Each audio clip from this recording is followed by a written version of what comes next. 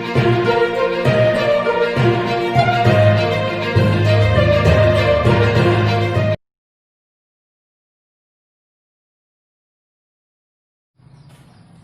Student, class 9 subject science. Science का हमारा fourth chapter चल रहा था मेजरमेंट ऑफ मैटर। मैटर का ये थर्ड पार्ट है, ठीक है। उसके सेकंड पार्ट में हमने देखा था एटॉमिक साइज, मास और वैलेंसी कैसी होती है। आज हम देखने वाले molecular mass and concept of mole. तो अभी हम मॉलिक्यूल के बारे में जानने वाले कि उसका मास कैसा होता है, उसकी कंसेप्ट कैसी होती है। Molecular mass of a substance is the sum of atomic masses of all atoms in a single molecule of that substance। तो molecular mass क्या होता है, एक सब्सटेंस की जितने भी एटॉमिक मासेस होती है, जो अंदर के एटम होती है उनकी सिंगल मॉलिक्यूल की उनकी क्या होती है, वह सम होती है। तो ये क्या है, डेफिनेशन है मॉलिक्यूलर मासेस की, आपको बुक में लिखनी है। Like atomic mass, molecular mass is also express in Dalton's. तो उसको यहाँ पे यूनिट दिया है, उसका यू दिया है। फिर आपको एक बॉक्स दिया है सॉल्व करने के लिए, how to deduce the molecular mass of H2O। तो H2O का मास ऐसे डिड्यूस कैसे करोगे, ये आपको पूछा गया है। तो यहाँ पे दिया है मोल्स, मॉलिक्यूल में आपको दिया है H2O, फिर दिया है कंस्टिट्यूएंट एलिमेंट। तो कंस्टिट्यूएंट एलिमेंट मतलब जो यहाँ पे मॉलिक्यूल है उसमें कितने एलिमेंट है, तो वो कितने हाइड्रोजन है और एक है ऑक्सीजन है। फिर दिया है एटॉमिक मास, तो हाइड्रोजन का एटॉमिक मास कितना है, 1 है, और ऑक्सीजन का कितना है, 16 है। फिर नेक्स्ट टेबल है number of atom in moles. तो नंबर ऑफ एटम कितने, जैसे कि यहाँ पे फॉर्मूला है H2O, तो हाइड्रोजन के कितने एटम है, 2, इसलिए यहाँ पे 2 आया। फिर ऑक्सीजन का कितना है, 1 है, तो यहाँ पे 1 लिखा है। फिर दिया atomic mass multiply number of atom. तो एटॉमिक मास कितना है, हाइड्रोजन का 1 था, फिर नंबर ऑफ मोल कितने, 2, तो 1 मल्टीप्लाई 2 कितने आएंगे, 2 आएंगे। फिर यहाँ पे दिया है एटॉमिक मास ऑफ ऑक्सीजन कितने, 16 है, और फिर नंबर कितने उसके, एक ही नंबर है, तो इसलिए 16 मल्टीप्लाई 1 तो 16। तो हमारे मास ऑफ कंस्टिट्यूएंट, तो हाइड्रोजन का मास कितना आया है, 2 आया है, और ऑक्सीजन का कितना है, 16 आया है। फिर यहाँ पे मॉलिक्यूलर मास का यहाँ पे फॉर्मूला दिया है, डेफिनेशन क्या थी, sum of atomic masses of constituent. तो जो उस पूरे मॉलिक्यूल में जितने भी एटम्स आ रहे हैं एक साथ, तो उनकी क्या है, कितनी बार आ रहे हैं, उनका क्या है, सम है। तो molecular mass is equal to sum of constituent of atomic masses. तो एटॉमिक मासेस का हमें क्या करना है, यहाँ पे सम करने, कौन से है, 2 और 16। तो मॉलिक्यूलर मास ऑफ H2O, उसका फॉर्मूला क्या है, atomic mass of hydrogen multiply 2। तो मल्टीप्लाई 2 क्यों लिखा है, क्योंकि उसके जो कंस्टिट्यूएंट है वो 2 बार आ रहा है H2O में, इसलिए यहाँ पे 2 है। Plus atomic mass of oxygen multiply 1। तो एटॉमिक मास ऑफ ऑक्सीजन कितने, 16 है, और यहाँ पे मल्टीप्लाई में 1 क्यों है, क्योंकि एक ही बार जो मॉलिक्यूल है उस मॉलिक्यूल में सिर्फ वो 1 बार है, इसलिए यहाँ पे 1 लिखा है। तो कितने आएंगे, 16 प्लस 2 कितने हो गए, फिर 18। तो मॉलिक्यूलर मास पूरे मॉलिक्यूल का कितना हो गया, फिर 18 होगा, ठीक है। 16 प्लस 2 कितने होते हैं, 18 होते हैं। पहले उनका अलग अलग मास निकालना पड़ता है, फिर जो उनके मास है उनकी क्या करेंगे, हम एडिशन करेंगे। 16 प्लस 2 कितने होते हैं, 18 होते हैं। Use your brain. Following are the atomic masses of few elements in Daltons and the molecular formula of such are compound. Deduce the molecular mass of those compounds. तो यहाँ पे कुछ एटम के यहाँ पे molecular masses दिए, जैसे hydrogen का 1, ऑक्सीजन का 16, नाइट्रोजन का 14, कार्बन का 12 है, पोटेशियम का 29 है। फिर यहाँ पे सल्फर का दिया है 32 दिया है, फिर कैल्शियम दिया है 14, फिर सोडियम दिया है 23, कैल्शियम 35.5, मैग्नीशियम 24 एंड एल्यूमिनियम जो है वो 27। तो उसके एटॉमिक मासेस दिए, मॉलिक्यूलर फॉर्मूले दिए। आपको NaCl का निकालना है, NaCl MgCl2 KNO3 H2O2 LCl3 CaH2O OH/2, फिर MgO, फिर H2SO4 HNO3 एंड NaOH। इन सबके आपको क्या निकालने हैं, मॉलिक्यूलर मासेस निकालने। तो कैसे निकालेंगे कि कौन कौन से एटम आ रहे हैं इसके साथ, NaCl में कौन कौन से आ रहे हैं, सोडियम आ रहा है, फ्लोराइड आ रहा है। फिर आपको देखना है कि सोडियम का एटॉमिक मास कितना है, या सोडियम कहाँ पे, यहाँ पे 23 है, यहाँ से लिखना है आपको। फिर Cl का कितना है, यहाँ पे 13.5 है।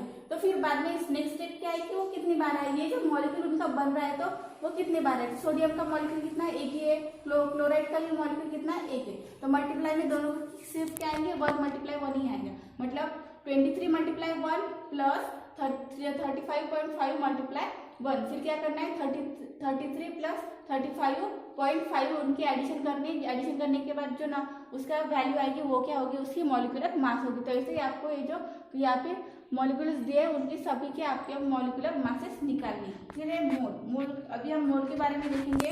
आपको ट्राई दिस करके एक एक्टिविटी दी है। Weight mass of a single grain of toor dal, masoor dal and the चना दाल। तो जब ये तीन दालों के नाम दिए, तूर दाल, मसूर दाल और चना दाल के, आपको क्या करने, वेट करने है, वेट लेना है। व्हाट वाज योर एक्सपीरियंस, तो उसका एक्सपीरियंस आपको लेना है। और सिंगल यानी एक ही दाना लेना है, तूर दाल का एक दाना लेना है, फिर मसूर का एक लेना है और चना का एक लेना है। तो आपको उनके डिफरेंस आपको मेजर करने की किसका ज्यादा आ रहा है। The weight mass of 10 gram of toor dal, masoor dal and chana dal each and count the number of dal grains of each kind in the weight proportion. फिर आपको क्या करना है, पहले आपने एक एक लिया, फिर आपको क्या लेना है, 10 ग्राम सभी दाल को एक एक करके आपको मेजर करना है। फिर मेजर करने के बाद क्या करना है कि आपको जो तूर दाल है एक एक करके इसे काउंट करनी है। Is the number of same for all difference, तो ये जो एक ग्राम में जितनी तूर आई थी उतनी मसूर में आई है या चना दाल में आई है, वो उनके नंबर जो एक एक दाल के एक उनके दाल के नंबर सेम आए कि नहीं, वो आपको सेम आई है या डिफरेंट आई है, आपको फाइंड करना है। फिर थर्ड दिया है, draw line stretch on the paper पे एक स्ट्रेच लाइन ड्रॉ करनी है। Painted by the placing paste and Toor dal grain. फिर आपको क्या करना है, उस लाइन पे दाल के दाने आपको ऐसे लगाने हैं, चिपकाने हैं इन सीक्वेंस ऑफ तूर, मसूर एंड ब्रिंगल ग्राम। तो आपको क्या करना है, फिर तूर के लगाने, फिर मसूर के लगाने। You will need the equal number of dal grain of the 3 kinds. तो ये जो तीन लाइन आपने बनाई है, तो आपको क्या लगेंगे, इक्वली होंगे, ये नंबर लिखेंगे कि कितनी तूर दाल आप लेंगे एक लाइन में। Count the number and also find out how many dozen of respectively dal grains are required. तो ये जो लाइन आपने बनाई थी, तीनों लाइन सेम बनानी है और तूर दाल एक एक करके इसे आपको उसको फेविक्विक से चिपकाने। तो आपको कितनी दाल सेम क्वांटिटी लगी कि नहीं लगी, आपको लिखना है। Therefrom deduce the number of grain of toor dal and masoor dal and chana dal required for the painting the picture. तो पिक्चर पेंट करने के लिए आपको कितनी तूर दाल लगी ये आपको दिखना है। फिर फोर्थ दिया है, what reference will you draw about the mass of an equal number of its different dal grains and the number of dal grain is equal mass of different dal। तो जो आपने दाल ली है वो दोनों एक ही आ रही है कि डिफरेंट आ रही है, वो आपको यहाँ पे लिखना है। Think about it. How much of wheat jar and bajra seed is required for the sowing 1 acres of land। तो आपको पूछा गया है कि 1 एकड़ लैंड को ऐसे आपको फार्मिंग करने के लिए ज्वार, बाजरा और व्हीट कितने लगेंगे। You can this mass be corrected to the number of grain of respective seeds they contain. तो जितने वो नंबर ऑफ सीड वो कंटेन करते हैं, तो उतने ही नंबर के आप करने का ये आपको पूछा गया है। फिर can you tell is it possible to weigh mass of 1 mole using और वेटिंग बैलेंस। तो आपको पूछा गया है कि ये पॉसिबल है कि 1 मोल ऑफ का आपको बैलेंस में, आप जो बैलेंस यानी आपको काउंट करने के लिए, मेजर करने के लिए यूज किया जाता है, उस पर आप मेजर कर सकते हैं क्या।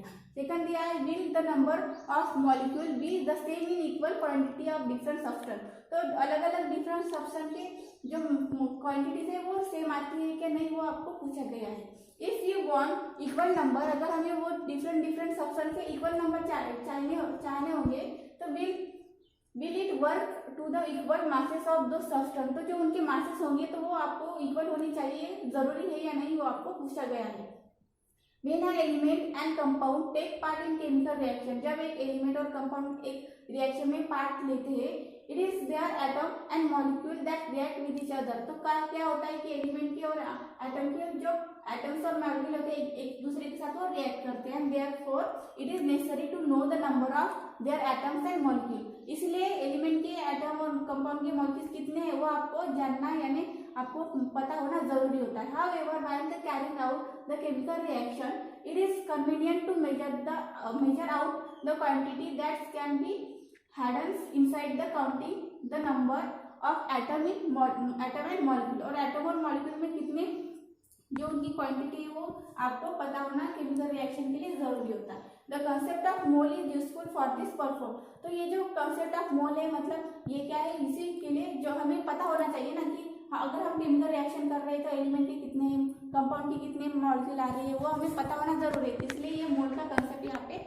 वर्ड के सामने रखा गया है। तो मोल क्या है, a mole is the quantity of substance whose mass in gram is equal to the magnitude to their molecular masses of that substance in daltons। तो जो जो जो सब्सटेंस के या एलिमेंट के आप आप रिएक्शन में लेने वाले हो, तो उनकी जो मॉलिक्यूल का जो वेट होता है ग्राम में, वो इक्वल होता है जो हम एलिमेंट या कंपाउंड यूज करें उनकी मॉलिक्यूलर मासेस के साथ। दस the molecular mass of oxygen is 32 U and therefore 32 gram of oxygen. तो उसका हम डायग्राम में क्या लिखेंगे, 32 U लिखेंगे और ग्राम में क्या लिखेंगे, 32 ग्राम लिखेंगे।